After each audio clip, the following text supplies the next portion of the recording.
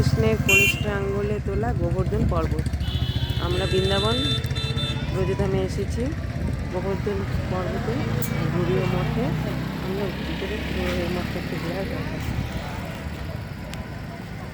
ফালাকাটা থেকে এসেছি।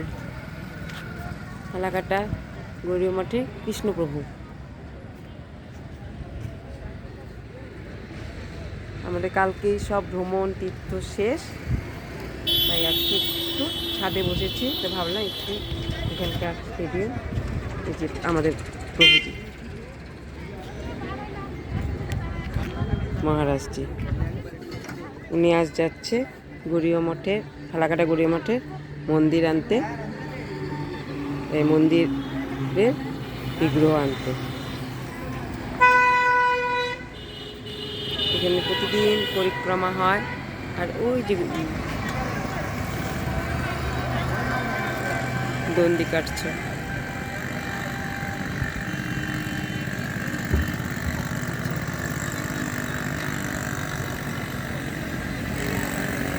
ছয় দিন 7 দিন লেগে যায় এই পুরো 21, এখান থেকে 21 কিলোমিটার এই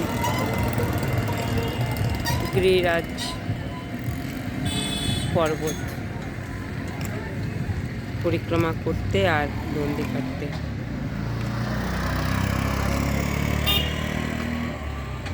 এরা সব এখানেই বাস করে। তো রাখছি, ভালো লাগলে একটা লাইক কমেন্ট শেয়ার করে দেবেন। ধন্যবাদ।